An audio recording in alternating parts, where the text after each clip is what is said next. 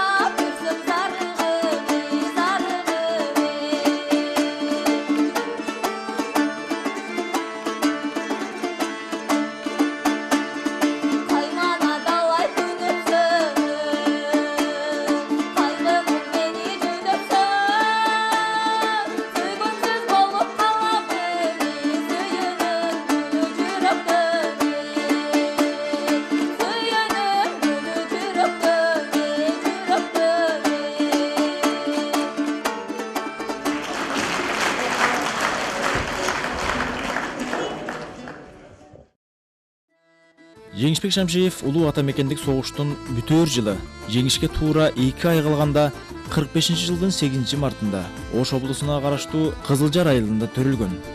Атасы Шамшы өрөөнгө өрнөктүү кызматы сиңген алдыңкы башкармалардан болгон. Бүтүндөй эл эңсеп турган Жеңишти чакырып, баласынын атын ырымдап Жеңиш деп коет.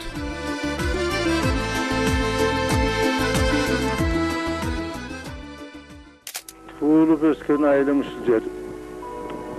Бул жерде ушул 45-жылы төрөлгөн экенмин.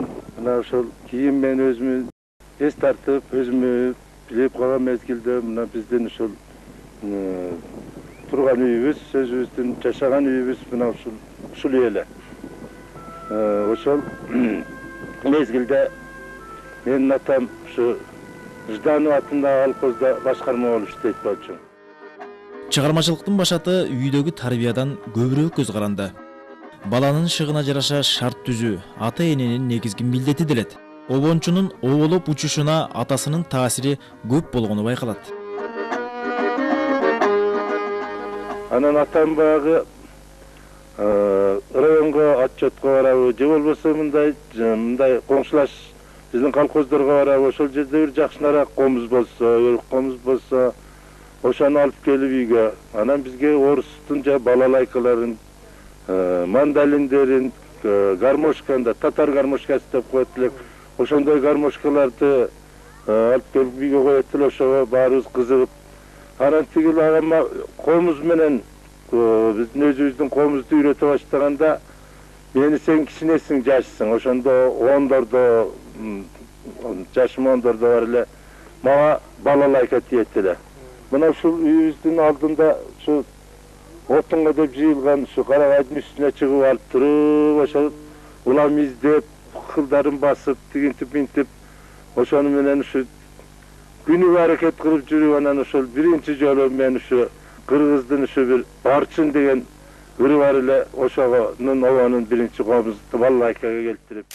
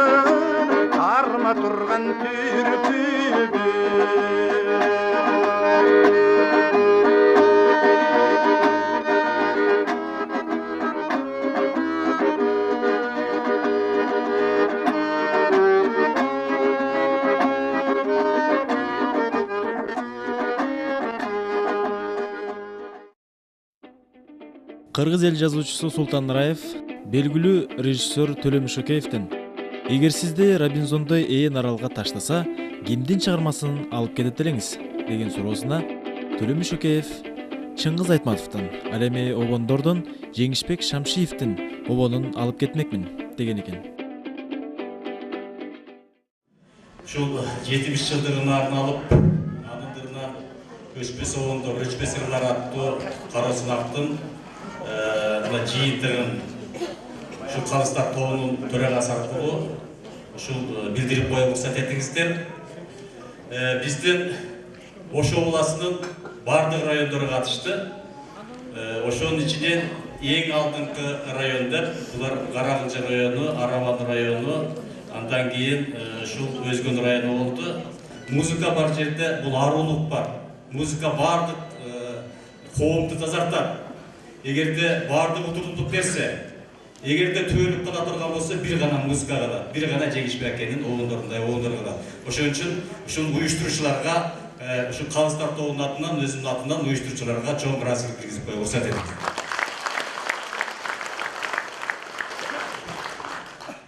Жетимиш жылдыктын алкагында Жеңишбек Шамшиевдин чыгармаларын аткаруу чеберчилиги боюнча сынакка Ош облусунун бардык районунан келген чыгармачыл топтор жана жеке ырчалар катышышты.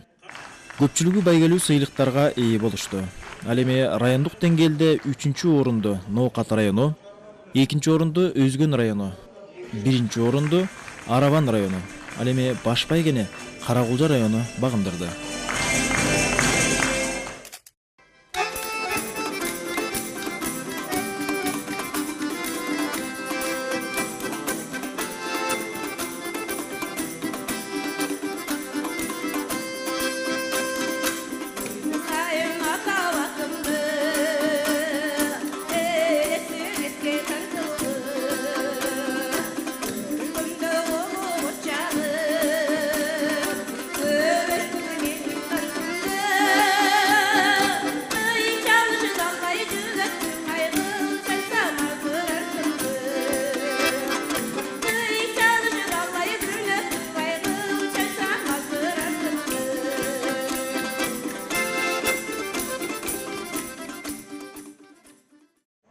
Şu Ceke'nin 70 yıldığın ötker koyuyor деп Sokem Demir'e götürüp anı şu eli cürtü oldum.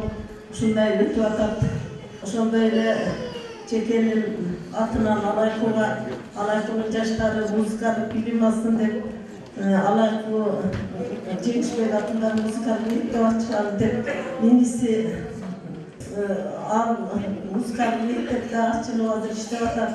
Ушул демирде көтөргөн инилериме ошол демирлерди колдогон алай калк силерге ошого бардык ушу демиргесин нары берип чуркап жүргөн жээбүгө жана ошо бардык ушу тыңарга башын ийип таазим кылам.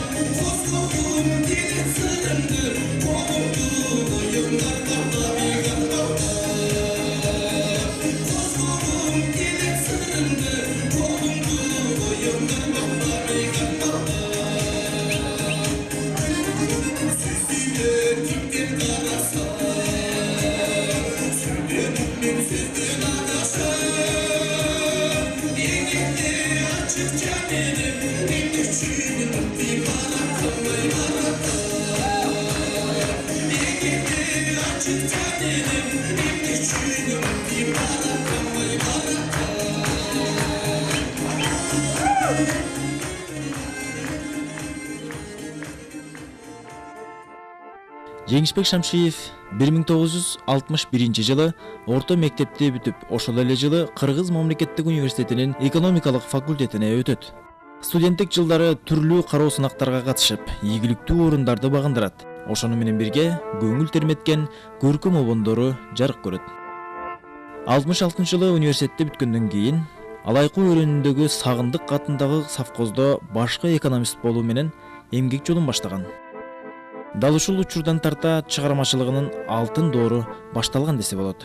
Кызматтык жумушу менен катар колхоз совхоздордо уюштурулган чыгармачылык концерттерге катышып, жалпы журттун жан дүйнөсүн ыр менен аруулап, калктын кадырлуу адамына айланат.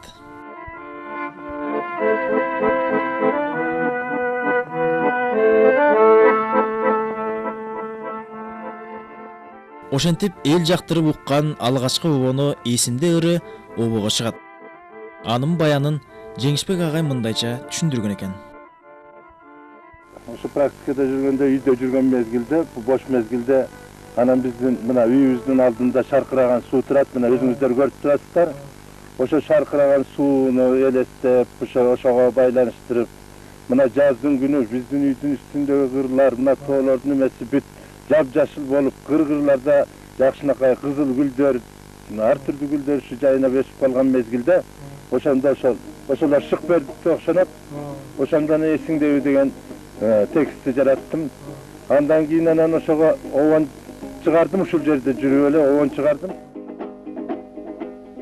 Yetese menden bölünbey, bin nazik yumuşak gönüldey. Yetitip kesip barattın elesinde görünbey. Hiç rızık vermedin, solkunda termedin, belgisiz gözü görünbey.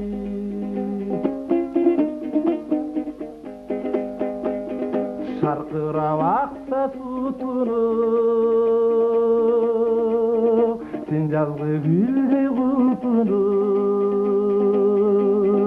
қыраңнан қия қарадың қосымды менсіз ұмтылып, жылмайдың жай ғана бір қосып айлана, қосымды менсіз ұмтылып.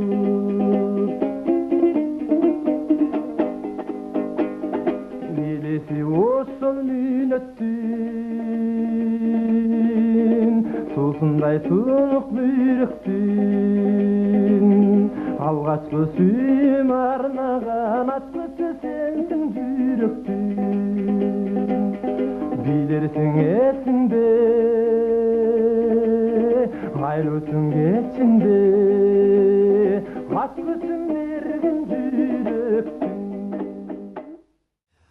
Жеңишбек агабыздын эң бир кыргыз музыкасындагы эң чоң эмгеги баягы кыргызды кыргыз кылып келаткан жанагы комузду өмүр бою таштаган жок да.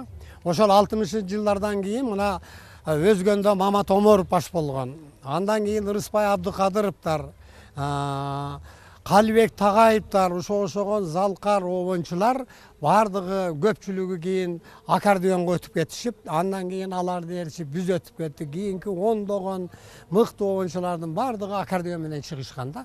Мына ошо маалда ушул Жеңишбек агабыз комузун колунан түшүрбөй, баягы ырдап, мурунку жанагы кыргыздардын кылымдардан бери келаткан жанагы обондордун комуз менен ырдаган ырларды, ошол обондорду бузбастан сактап, ана мына кийинки муундарга өткөрүп берди десек туура болот да.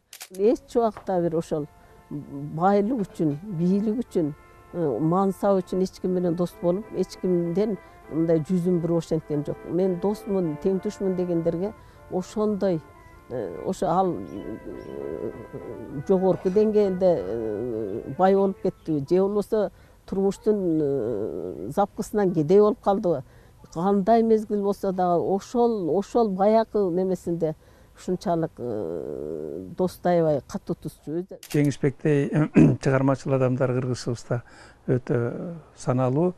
Биринчиден ал ошол Теңир тоодон чыккан, Улуу тоодон чыккан мыкты аткаруучу болгон. Экинчиден Жеңишбектин обондору мына мен бүгүн дагы ушу кулагыма угулуп турат. Айрыкча ушул 60-70 жылдары абдан күчөп болуп турган кезде эле, ал убакта биз жаш болчубуз. Анын ырларын абдан угуп, анын жөнүн угуп албай, жаттап алып, анан биз ырдап жүрчүбүз. Жеңишбек Шамшиевдин чыгармачыл өрүшү кеңири. Анда ал жер темасы, жаштардын тилеги, милдети сыяктуу мекенжил ырларды да чыгарган. Качкынбай Артыкбаевдин сөзүндө жазылган Комсомолдор ыры үчүн 1968 жылы республикалык кароодо 2-чи сыйлыкка татыктуу болгон.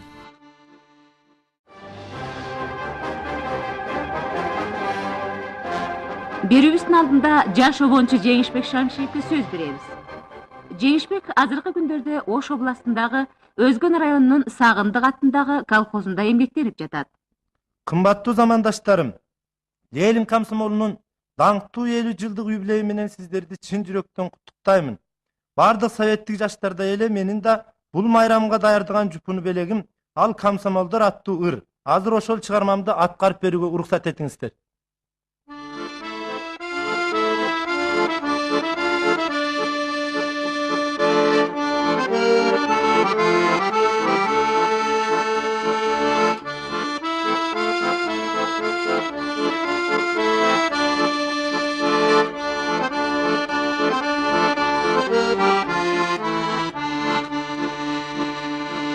Hakikatка şiiretилген biz, algыры куштай тапка келген biz.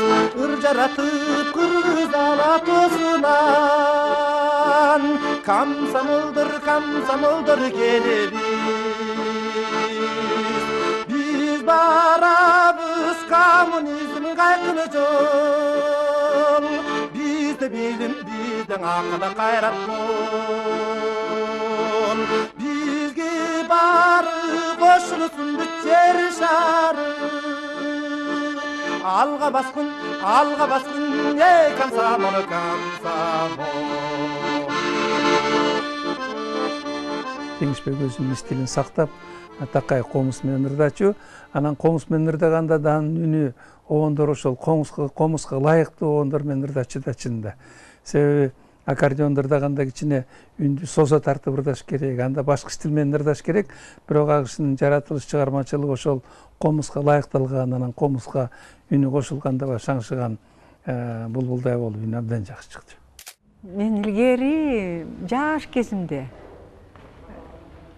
ошо чыгармачылык жолум жаңы башталган кез болчу да, мен өзүм да кичине театрда ырдап калчумун. Ошондо көргөмдө келип комузун көтөрүп келип, анан ошондо кимдир бирөөлөр эстип келди.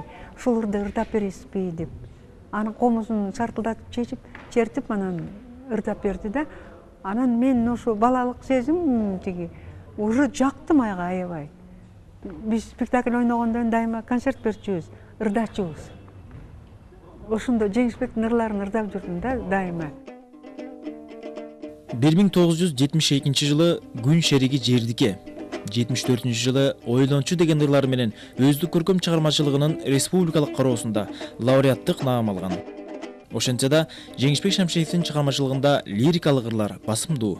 Алардын ичинен Эсиңдеби, Таарымба, Бирге өткөрсөм, Атам менен апама, Сен дейм дайым, Кубандырчы, Күтүү жана Өчпөс мүнөттөр деген обондордун сөзү өзүнүкү. Чыгарган обондордун сөздөрүн тандоодо этияттык, кылдаттык, жоопкерчилик менен мамиле кылып, обон менен сөзүн айкалыштыра билгени угуучулардын жүрөгүнөн түнөк тапканга түрткү болгон.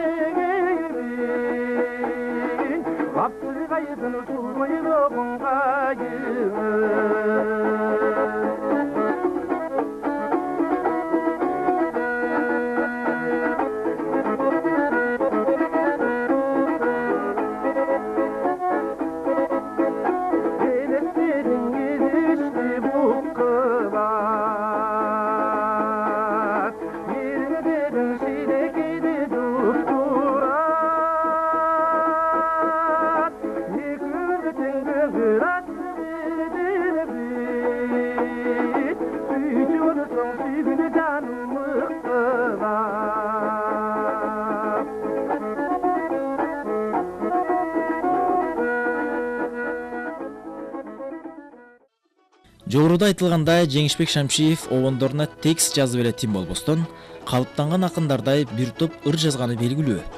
Анын ыр курулушу, муун өлчөмдөрүнүн тактыгын көрүп, эгер бул өнөрүн колго алса, мыкты акын чыгаарын айткандар да жок эмес. Көңүлдөгү максат турса өтөлүп, ата журттун жүгүн жонго көтөрүп, өмүр бою ошол бойдон жүргүм бар, кетпесе деп келечеги бөксөрүп.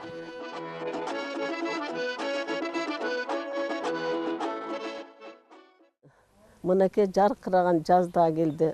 Аңкыта тоонун гүлүн, жаздын жели. Жүрчү эми көңүлүң менде чын бар болсо, ачыгын жашырбастан айтчы деген ырды жазып келип, ана мен сумкама салып койгон экен.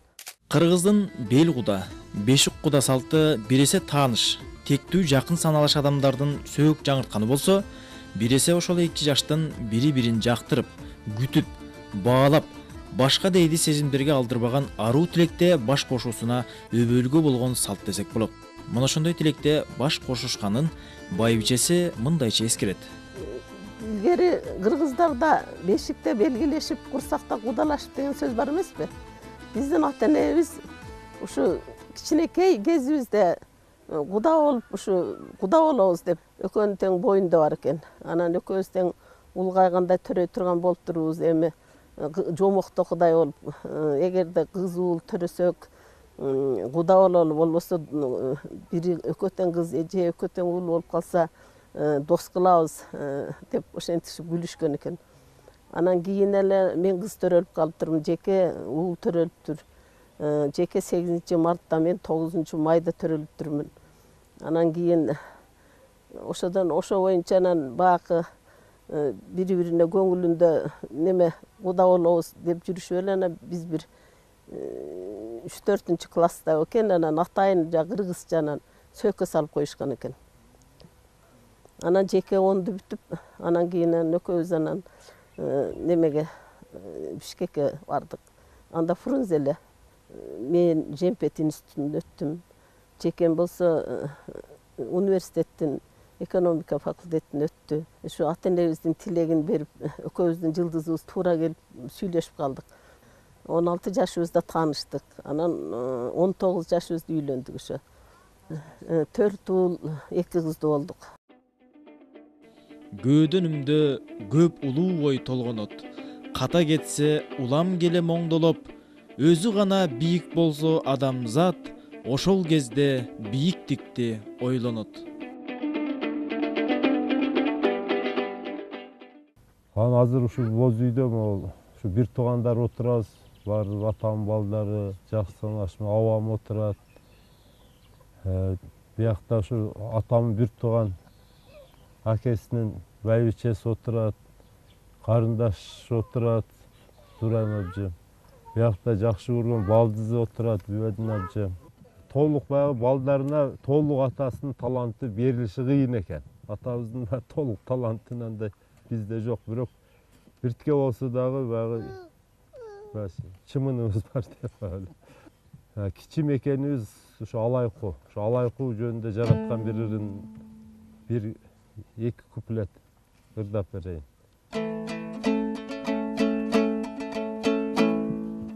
Алайкум сүйкүм жагымду, атылып агатагын суу, барактап жарык сырларым, алдыга жылат жалынду.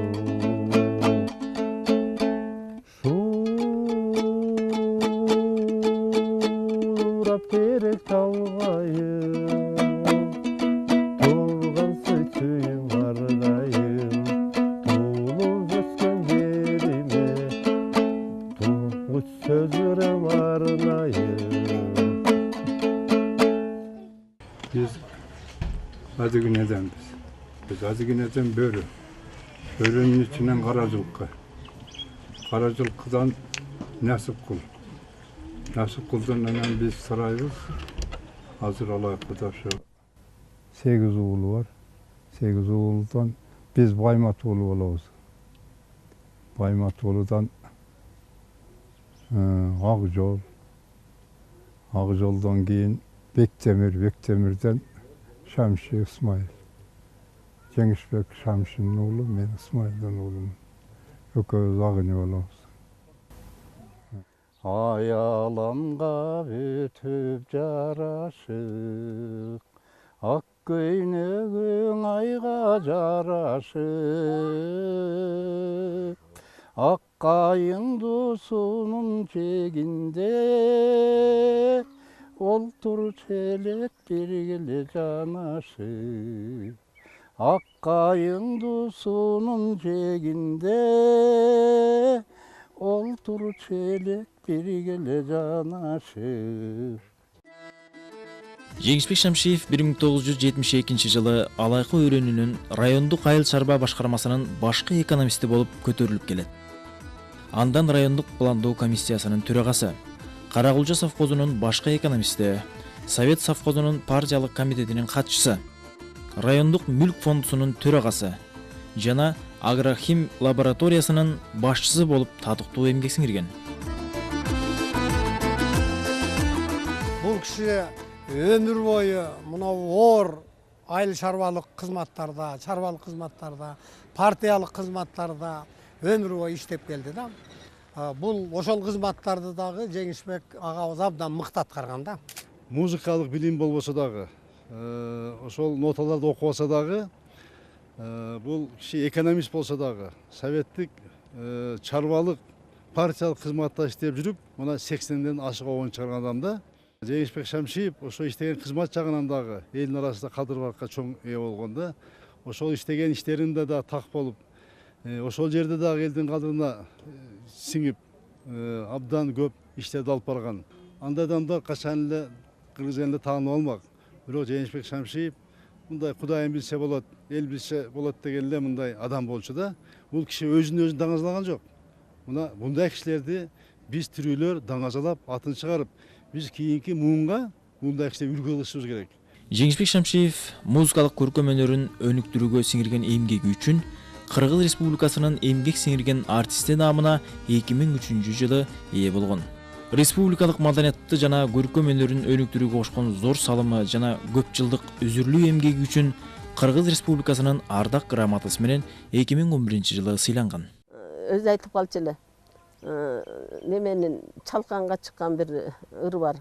Салам айтсаң салмактанат, акырын гана башын ийип дегендей. Кээ бирөөлөр ошентип салмактанып калса керек да деп бирөөнү кеп кылып калса, ошондой пейил жок эле өзү ушундай узун бойлуу, чоң мындай неме киши болгон менен өзү ушунчалык балага да ушундай жакшынакай мамиле жасачу эле. Ошо мына немелери жанакы кече кайным деп аттым го, ошолор кошо жүргөндөр тамашалашчу эле. Неме деп жеке менен бир жака барайтсаң 1 саат же жарым саат эрте чыгыш керек. Себеби көчөдө барайткандан ар бири менен астедил учурашып, алынардын ал акыбалын сурап жүргүчөктү жетпей каласың дешип. Элдик өнөрпоздордун салттуу маданиятыбызды сактоодо эмгеги чоң.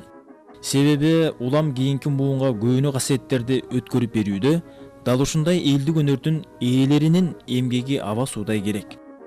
Жеңишбек Шамшиевдин өмүр чыгармачылыгы бүтүндөй элдик, чарбалык жумушка арналуу менен бирге кыргыз ыргагын кылымга улай турган обондорду жаратып, келечек муунга керектүү кирээз калтыргандай.